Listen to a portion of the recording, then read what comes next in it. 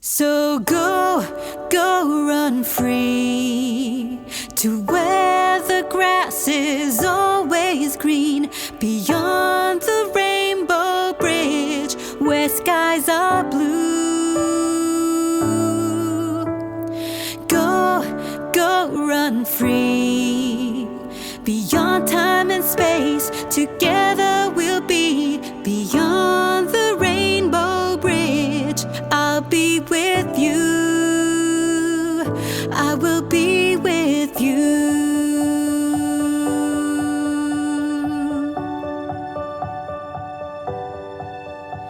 Beyond the rainbow bridge where skies are blue. Go run free, beyond time and space, together we'll be beyond the rainbow bridge. I'll be with you, I will be with you, I will be with you, I will be with you, I will be with you, I will be with you.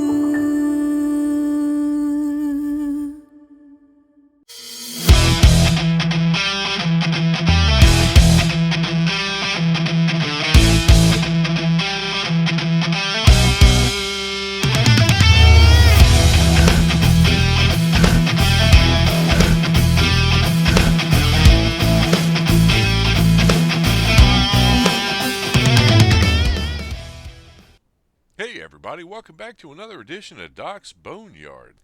This episode is one I've had on the books for about 2 years, since I would say September of 2021.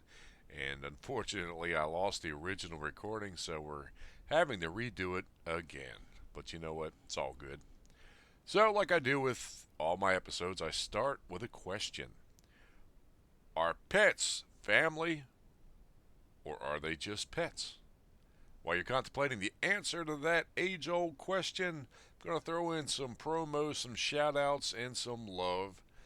And I'll be back in just a few minutes. Looking for that unique, handcrafted, one-of-a-kind gift? Check out Dee's Unique Designs on Facebook. She specializes in custom artistry, from paintings to jewelry, coasters to tumblers, and everything in between. That's Dee's Unique Designs on Facebook. Give her your ideas and watch them come to life. Loss is the one common bond that binds us all together. In these times, the worst feeling is the feeling that you're all alone. At One Common Bond, we're a beacon of light to shine on those dark times. A warm and glowing beacon of love and support to help you weather the storm of loss and grief. At onecommonbond.org, we provide resources free of charge to help get the light back in. No one should go on the grief journey alone. You can find out more about our resources at the1commonbond.org. That's the1commonbond.org. Hey everybody, it's Doc from Doc's Boneyard. Hey, listen, if you're in the Fayetteville, North Carolina, especially around Fort Bragg, and you're looking for that hard-to-find military badassery gear, why don't you go see my buddy George at Silverback Military Surplus. He's located just outside the Yadkin Gate, 6477C Yadkin Road. He has a wide variety of patches, hats, tactical gear, you name it. Tell him Doc sent you. Welcome back. So before the commercial breaks, I proposed the question about pets. Are they just animals, or are they family, or what are they? So, I'm going to answer that question. And this is from personal experience. So my wife and I made a decision to have our dog Storm put down Wednesday, September 29th, 2021. She and my daughter Stephanie went to the vet at 6 p.m. and by 6:20, Storm had crossed the Rainbow Bridge. I was in my office before they left, and I gave Storm a huge hug, kissed his snout, and I told him that I loved him.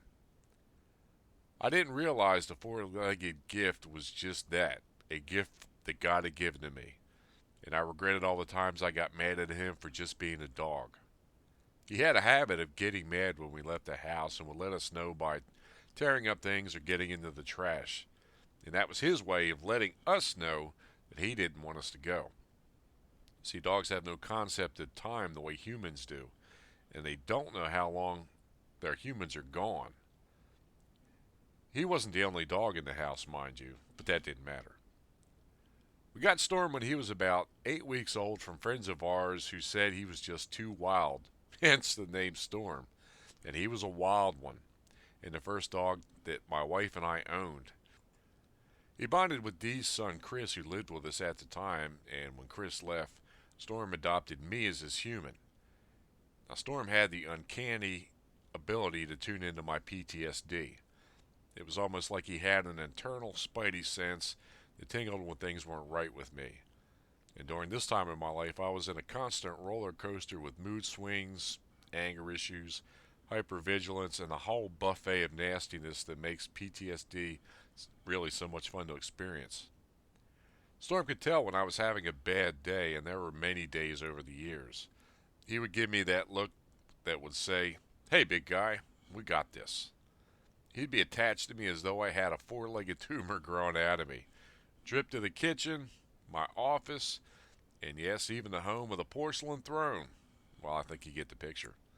He had one ear that was lazy, and that was just part of his charm. If I was eating something, he would give me that look that said, "Hey, big guy, down here, aren't you forgetting someone?" And he was also very protective of his human because I was in his pack. During the years, he began to have mobility issues and looked like he was in chronic pain. He was always on duty, though, and he put my needs above his own.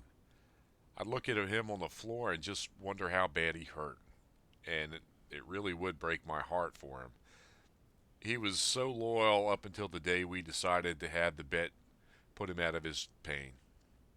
When the car pulled out of the driveway and I was alone in my office, I broke down. And here I am, a big army medic, crying over his dog. You damn right. That was over 2 years ago, and I still miss him.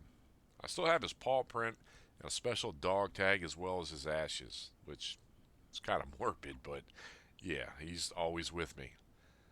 I started to come up with the show idea that day, and like I said, the original recording of that episode had disappeared. But if it still existed, you could hear the pain in my voice and the raw emotion of when Storm left the house. And he was a beloved pet, and for those of you who have lost pets, you understand. And not even pets, they're family members. There are members of the family.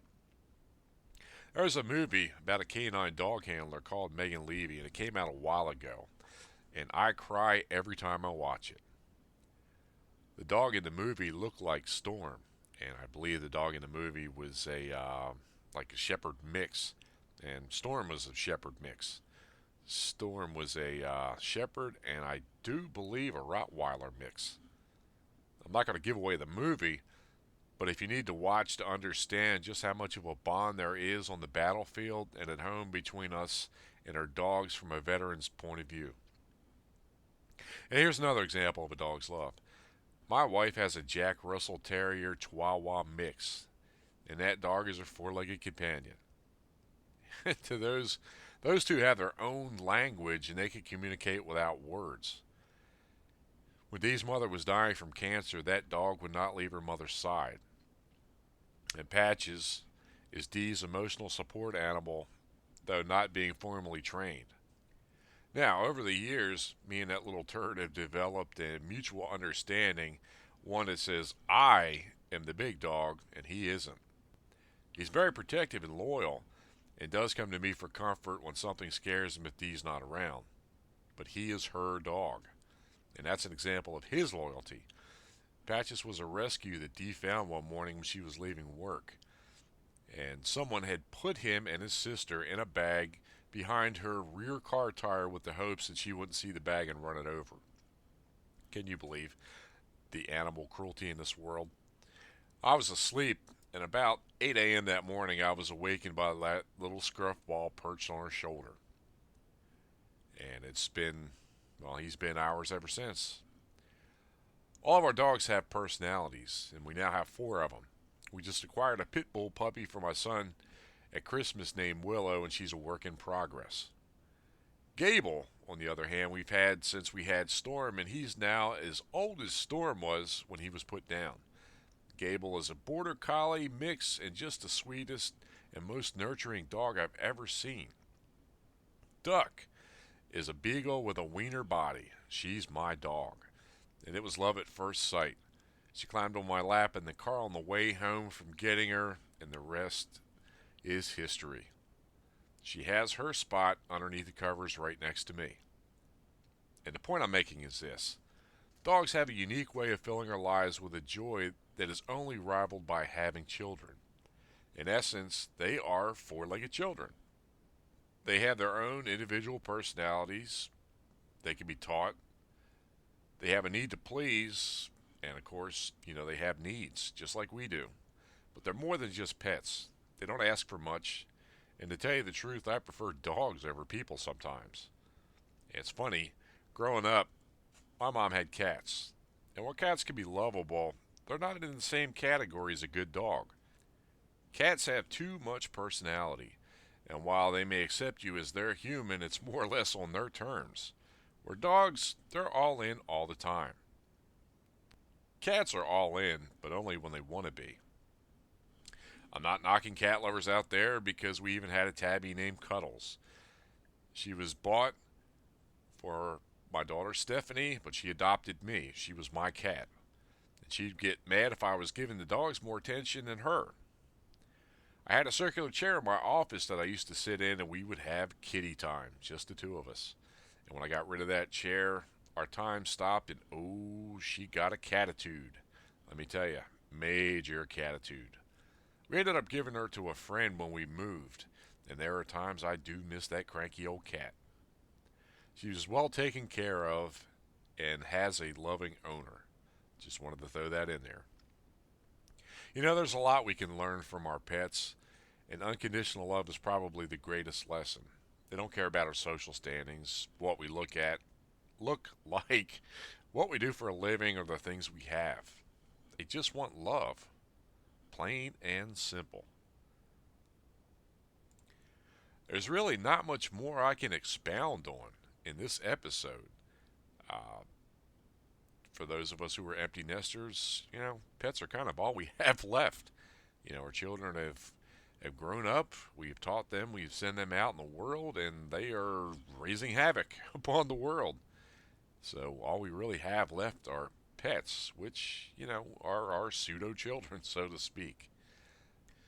I know this episode is kind of short, sweet, to the point, but like I said, there's not really much more I could say. If you like what you heard, you could drop me a line at theboneyard2021 at yahoo.com. That's theboneyard2021 at yahoo.com. Also, check out my radio station, my internet radio station, DBY Radio. It's on Voxcast, and you can check out the link on the DBY Radio Facebook page. Also, I've introduced another podcast called Average Joe, and it's a conservative Christian podcast that kind of puts today's issues that are relevant to us in plain English, because I'm not a theologian. I don't get it, but I try to break it down in simple, plain English, because that's just the guy I am. Remember, it's not the fat, the meat, the gristle. It's just the bare bones.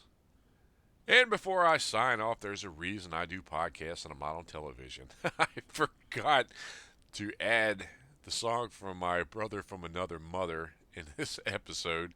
I humbly apologize, Mr. Shannon Book. So we're going to hit that next, then I'm going to do my sign off.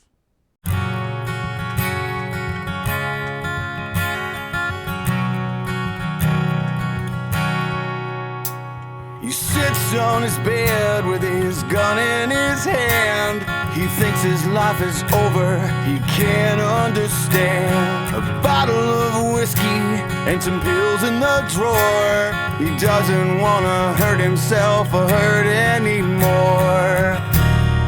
Why must it be this way?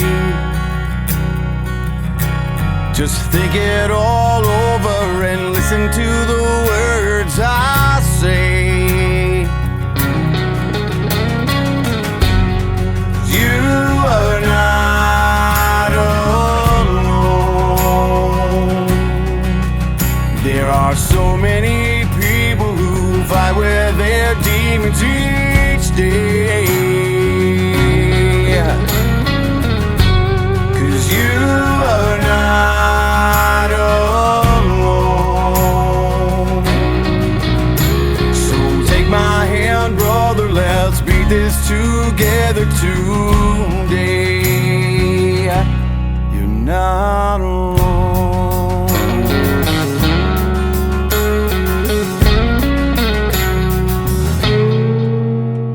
She picks up the clothes that fall loose on the floor. She finds a crumpled letter just behind the door. Begins to read it with tears in her eyes. A horrible feeling takes over inside. Says, honey, can I talk to you? There has to be something that we can do. You are not alone. There are so many people who fight with their demons each day. 'Cause you are not alone. So take my hand, baby, let's beat this together today. You're not alone.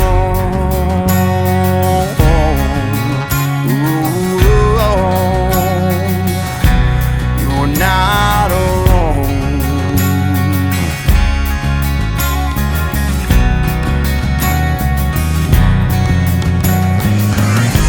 'Cause you are not alone. There are millions of people who fight with their demons each day. Yeah, yeah. And you are not alone. So take my hand, son, let's beat this together today. You are not alone.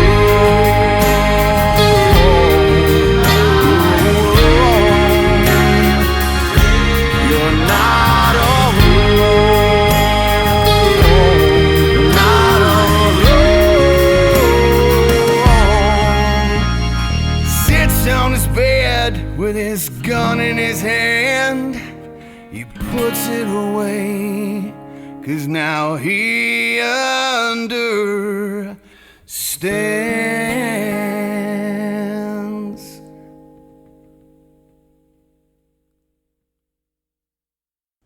And just a quick public service message.